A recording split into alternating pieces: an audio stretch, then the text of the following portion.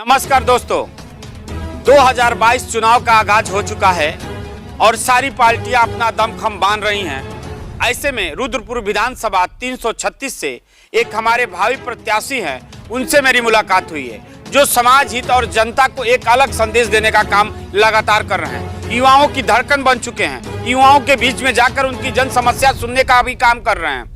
ऐसे में उनके पास पहुंचे हैं, आइए उनसे जानते हैं कि रुद्रपुर विधानसभा में उनकी क्या सोच है और जनता की क्या मांगे हैं। जी बताइए।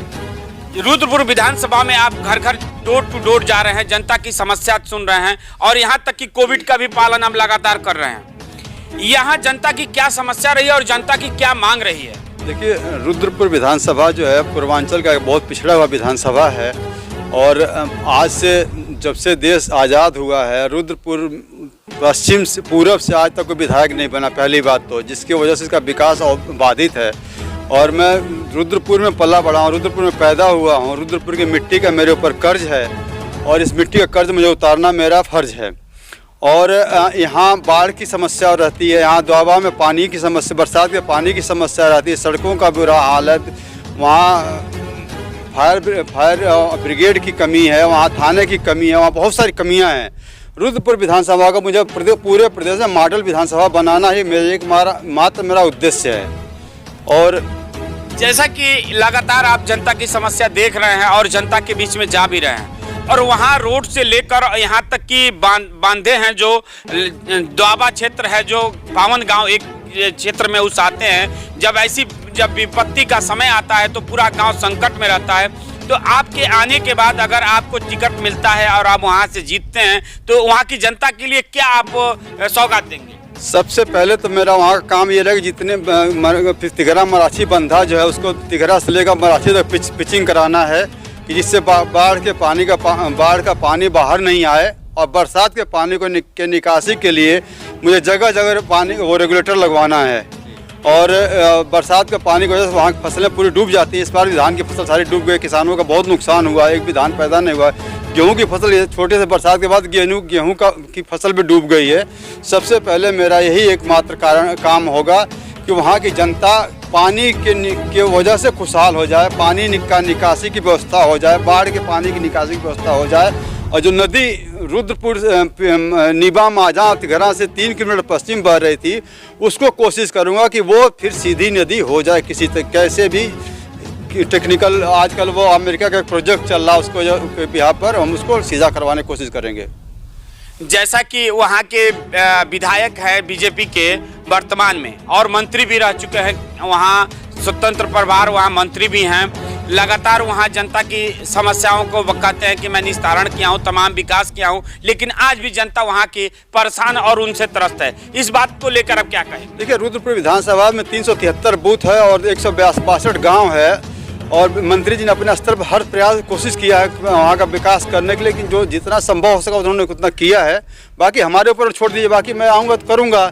और ये ब्राह्मण बाहुल क्षेत्र है, 71,000 ब्राह्मण है वहाँ, 73,000 निषाद हैं वहाँ। तो इस बार ब्राह्मण को मौका मिलेगा तो मैं ब्राह्मण कैंडिडेट में मैं रुद्रपुर में आ करके और वहाँ की जनता का और ब्राह्मणों की सेवा और जनता की सेवा करना मेरा मुख्य कार्य है। आप हमारे माध्यम से जनता से क्या अपील करेंगे? जनता से मैं ये अपील यही करूँगा कि भाजपा की पुनः सरकार बनाए, पूर्ण बहुमत की सरकार बनाए और हमें आशीर्वाद अपना दें कि 5 साल हमें काम करने का मौका मिले, जिससे कि रुद्रपुर विधानसभा में कुछ किया जा सके। अभी आप सुने हैं कि जो रुद्रपुर विधानसभा 336 से ये भावी प्रत्याशी बीजेपी के, अगर इनको टिकट मिलता है कि वहाँ की जनता के लिए एक अलग काम करना चाहते हैं, यहाँ तक कि सरकार की नीतियों के साथ साथ वो अपने धन और बल का भी प्रयोग करेंगे ताकि वहाँ की जनता का समुचित विकास हो सके। इसी के साथ और भी बातें हम इनसे करेंगे, ये जनता से और भी अपनी मन की बातें क्या कहना चाहते हैं और जनता के बीच में क्या परोसना चाहते हैं। देखिए, रुद्रपुर दोआबा क्षेत्र में नीबा गांव जो पहले माझा नारायण था, कट के उस पार चला गया है, वहाँ का मैं रहने वाला हूँ। हमारा वहाँ ननिहाल है, वहाँ मेरा गांव है, वहीं सराव इंटर कॉलेज में पढ़ा हुआ हूँ। और जब मैं पढ़ता था, हाई स्कूल इंटर में पढ़ता था, तो वहाँ से कंधे पर बस्ता और हाथ में जूता और पैंट घुटने तक होता था। हम पानी क्रॉस करके जाया करते थे। मेरा नोएडा में छोटा सा बिजनेस है और मैं नोएडा विधानसभा से भी चुनाव लड़ सकता था, लेकिन रुद्रपुर को इसलिए हमने चुना कि यहाँ के दुख दर्द से मैं वाकिफ़ हूँ।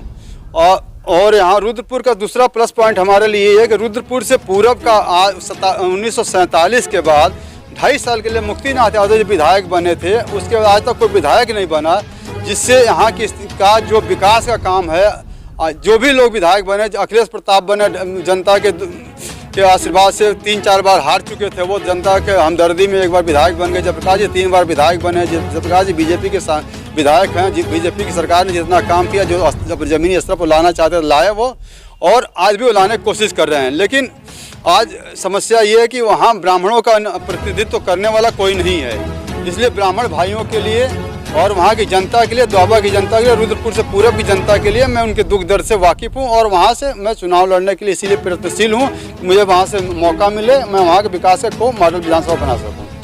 अभी आप सुने हैं जैसे कि आप अनिल पांडे जी जो अपनी बात कहना चाह रहे थे जनता से, क्योंकि जनता के बीच में, रुद्रपुर के लोगों के बीच में रह के उनकी समस्या जानने का काम किए हैं, वहाँ तक कि बचपन गुजारे हैं। बचपन में उनके साथ जिस तरह की यातनाएं होती थी, जिस तरह वो परेशानियों में रहकर पढ़ाई का अपना पालन किए हैं, पढ़ाई की है, और यहाँ तक कि अपने समाज के लिए कुछ करना चाहते हैं, तो उम्मीद है कि 2022 चुनाव में भावी प्रत्याशी अनिल पांडे को अपना बहुमत देंगे और अपने इनको आगे बढ़ाने का भी काम करेंगे। इसी के साथ